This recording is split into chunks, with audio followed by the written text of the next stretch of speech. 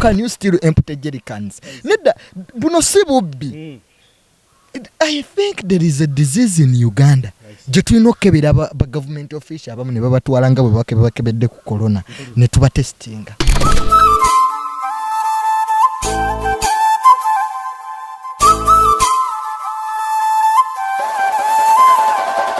Naye okimanyi Mirundi nga President Museveni atuweereza akawunga n'ebijanjaalo ng'abantu abanaku teyakaweereza balina yakaweereza baki abanaku abalya ekimu oba abadde tasobola kulya singa abaggala. Twawulirako ebiseera ebyo ndya akawunga baweerezanga ebijanjaalo nga haafu mayinja haafu ki abantu bwe batyo bannyonnyoleko mu psychology baba bakula batya. Ekisookera ddala njagala okwebaza aba people power. Bobi Wine bawaddeyo ebintu. Definitely as an people power activist. Bawaddeyo ebintu ogunno mutima ate ne batabigaba ne bakkiriza ebiragiro bya gavumenti ne babiwaayo babigabe. In fact abantu abasinze okufuna abafunye trend ey'amaanyi ennyo babafunye mu coronavirus ono Bobi Wine ne President Museveni bonna bascoalings because me I'm objective. Ekirungi nja kugamba kirungi n'ekibi kibi. President Museveni ascoalinzeemu ne Bobi Wine. Nti Bobi Wine ye mugezi kasita baateekawo amateeka agabwe ne bagatokkereza gaba he surrendered n'abawa.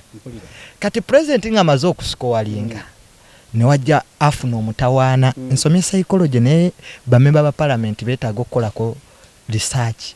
Eno personality group tetugina mu Uganda. Are you trying to tell me psychology gw'osomye bamemba parliament bitula mu parliament ya leero abamu sijja gamba bonna naye abamu temunaba bazuula sibasomangako n'ogamba nti mu kiseera kino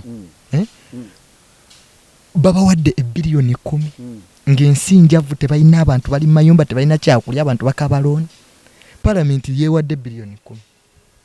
Mirundi okuwa $10 billion kibi mu kiseera kino ng'oseseemu mu kiseera kino ng'abantu balya tebalina na kye balya mu mayumba gaabwe nga president w'eggwanga yeehambulinze nagaba nange gavumenti terina ssente mutuwe gavumenti kati nakkiriza donation gavumenti nega nti banneetukkirize donation Museveni kati bawamuwe president his excellency mukama waabwe naye bo bano tebasobola kutegeera kuba kitegeeza ebintu bibiri nti if parliament weba yeewadde ssente $10 billion kyekitegeeza gavumenti erina ssente president Museveni alimba.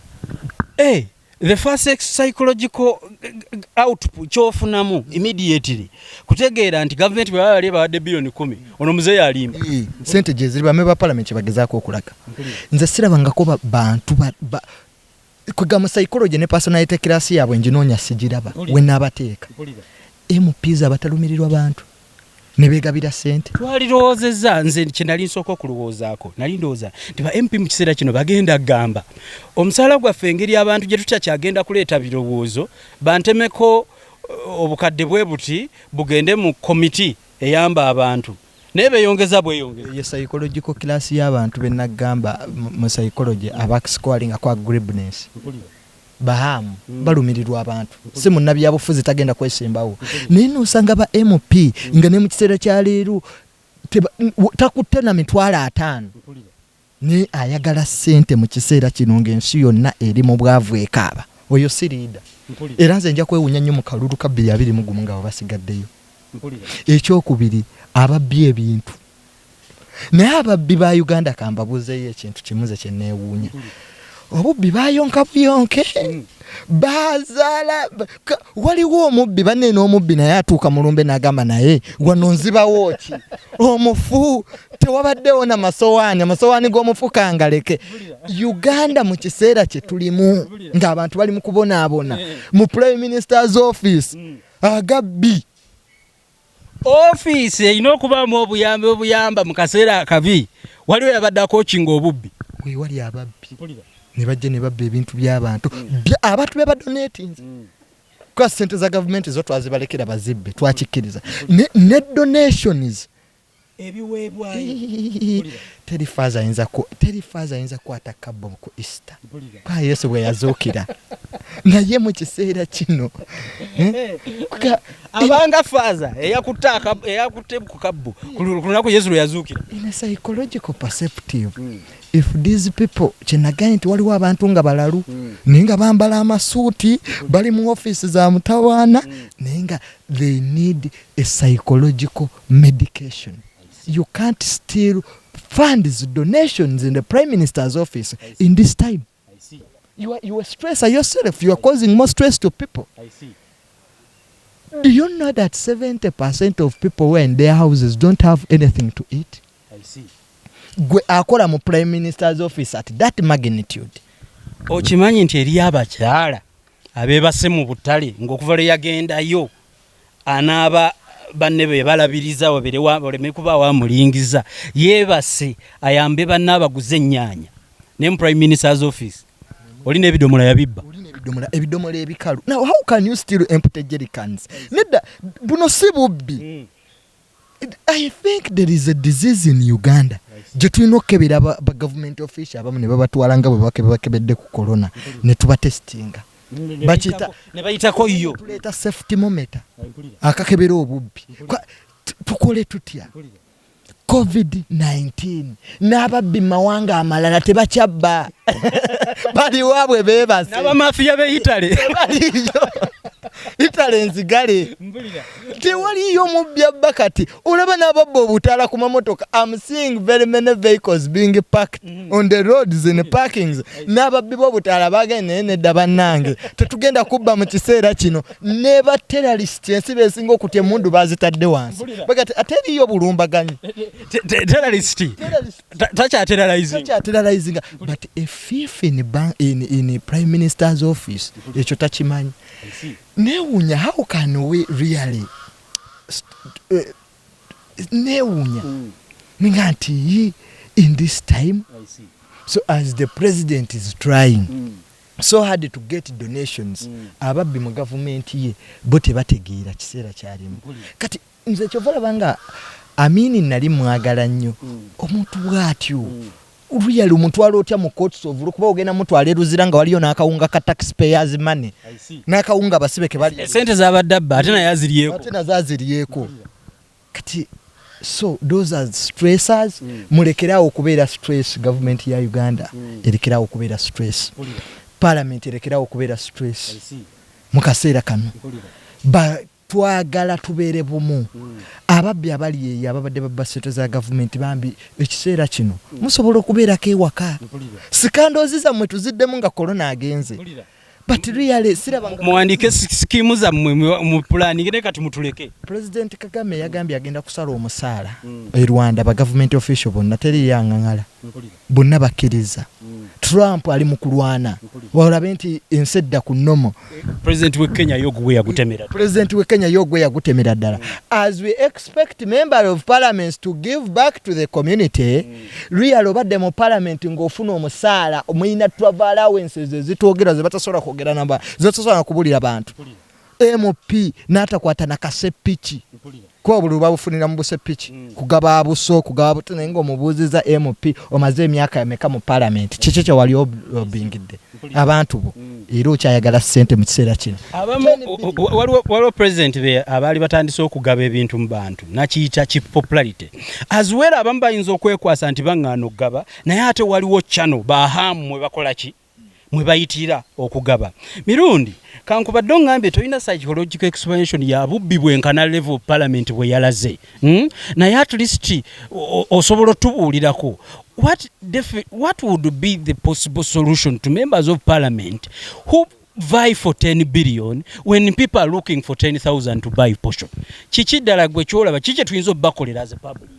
Ekirungi abana Uganda omanye ekireese obuzibu mu Uganda muno ababadde balaba video zange esinga obungi I explained parliament ne bagamba nti okwata Bobi Wine okumuteeka ku bukulembeze nga mukyalina parliament efaanana bwetyo nti ne mu coronavirus where the whole world is on its knees omuntu talumirirwa bantu bakiikirira. Do you know the magnitude of coronavirus? Do you know the informal sector? Because Ugandan economy is informal sector. Babeera mu butale ba makanika balimi bantu bameka batagenda kudda ku mirimo gwe member wa parliament ayimirira n'ogamba nti bakuwe ssente mu kiseera kino. For what? Emmotoka bazigaana okutambula baagala mafuta. Kagamba obubbi obuli mu gavumenti sikitegeera na kukitegeera omuntu ne bamukwata n'ebidomola. Nabagamba nti we nali explainingira ku bubbi obuli mu gavumenti abazze balaba obutambi bwa psychology nabagayisi nawe culture. Ekintu oba wakimanyiira kyamuyingiramu. This obubbi obuli mu gavumenti kati culture bakimanyiira. As everybody is coming together, we are coming together as a nation, and actually as a world, we are coming together to fight this pandemic. Omuntu ali mu prime minister's office abba sente, abba bidomola, abba donations z'abantu. So how are we going to trust you? Kubanga Ugandans are very obedient people. Wona abagamba baleete bajja kuleeta. So I think President Museveni ekyo kyamukubyemu. Bali aba people power bascoalinze, they gave out their food. Museveni president yagamba tebadistributing mmere, so gye tujje tutte we wali ababbi. So ababbi basangiddwawo. But government of Uganda, it's high time mubeere nga temuli stress eri abantu. Let us stand as one. Member parliament batuwe ebigambo bya ssuubi wali betuzza mu nnaku. In fact kibandibadde bakola. Naye okusigala nga beegabira ssente, it's not good. Era mu 2021 neewuunya Abanayuganda abanaza ababaka bwe batyo. Nja kwewuunya nnyo. Omanyi nagamba mu psychology tulina kye tuyita Stockholm syndrome. Omuwala yali mu kibuga Stockholm ne bamuwamba, omusajja n'amuwamba. Omusajja n'amuyisa bubi nnyo n'amugalira mu kiyumba. N'amulwepinga n'amukola buli kimu. N'amumala n'emyezi 6. By the time the police realized okujja okurescuing ono omuwala, ate omuwala yalwanisa police. Nga tetayagala abapoliisi batono omusajja. So people learn babeera mu mbeera embi ne bajagala. Omuntu omusanga mu katanga ng'asula bubi n'omugala naye mwana gundi. Osula bubi ye nga talaba kusula bubi. Talaba mbeera mbi gy'oyogerako. Awulira wamunyumira era w'omugjawo n'omuwa. Ewantu ewala n'omutwala emunyonyi afa. So Abanayuganda baba tebalala Stockholm syndrome. We need a change in parliament. Institution eziyimiridde n'abantu bazirabye. I want to thank His Highness the Kabaka of Buganda. Yes, the Kabaka, I want to thank them. Ssaabasajja Kabaka yawaddeyo ssente. Ezo institution eziyimiridde n'abantu. Zonna ba religious leaders, ba cultural leaders ab'enjawulo. Parliament institution gye twateeka ba custodian of laws bali mu Kuba. Bewa ssente billion 10. Ssaabasajja awaayo, Hamu awaayo, SK Mbuga ewaayo, People Power awaayo. Ababaka tebawaddeeyo naye kye beebaza Abanayuganda bubbi ketubakubireko mu ngalo. Ate bakamula na zaaweereddwayo. Tubakubiddeko mu ngalo ababaka mwebale nnyo kye mwakoze kituufu. Parliament kye bakoze kituufu. Ketubalinde mu 2021. Enkofiira yange neeyongereyo. Ebigambo bya Mirundi Junior byeyambe igwe byeyambe osobole okubanga mu mbeera yonna obiyigirako. Videos zino tetuzikola that because we want to we are sponsored to attack someone. No, this is a middle-aged analysis of matters. We tuina clientele yaffe gye twogera nayo. So akudde ku video eno wabeerawo obubaka obuwandiike mu comment. Wandiikawo obubaka genda ku mikutu gya Mirundi Junior ene Mirundi emikutu egijja Tamale Mirundi Junior mubuulire nti kiwayogedde wali kyogedde bo tubanga tukkaanya nakyo. Naye ate omuntu okubeera nga mukyaza nti kitegeeza nti gwato ino mmuwa. Wabuwi kyakuwabula gwe kyolowooza. Omanyi buli programu yonna ebeera ne target market. Waliwo omuntu atunuya programs eziri ku TV naka programu eyo tenyumira nedda mu bwongo bwe kitegeereyo si target market ye. Waliwo bensanga balaba obuzannyo obwabukedde ate nze sisobola kubulaba. So si target market yange naye sisobola kulaalwa butabulaba oba mwenga family mwakyawa bukedde n'ekyokugikyala engeri gye mukubamu bukedde oyinza okuba obuzayo obunyuma naye ng'okutunula yeeti eriiso mirundi ajja nnyo n'okukyokugikyaawa era yetajagalako n'agisanga ewaka ng'otaddeko bukedde TV ajasa okakasa TV gye yagula agekanyuga ebweru kasanga ng'otaddeko bukedde ffe bukedde tetugiraba era nze okulaba ku bukedde nga nyenze ku mulirwano naye ate abagiddukanya sibalinaako buzibu oyagala okukuba eriiso ogenda wannayiva okulaba ku bukedde target market y'ababukedde nze siriimu mu mmotoka ya mirundi ndaba amawulire ne sirabanga mu lupapula lwa bukedde ndaba mu East Africa ni investigator target market ffe tetuliimu eyabukedde so pulogulaamu zaabwe ffe tetuziraba so naye siyinza kugamba nti munange obuzannyo si bubi ababulabe babulabe target market kubanga yo bukedde target market yayo be bashamba boyi ba house galo bebo NTV ABS NBS NTV abo abanyeritsi be target market zaabwe so ekyo nesinza butebaza abasawo ba Uganda abasawo ba Uganda kijja kuba kya bulyaza amaanya nnyo President Museveni obutongeza sente. Let's save that for our outro.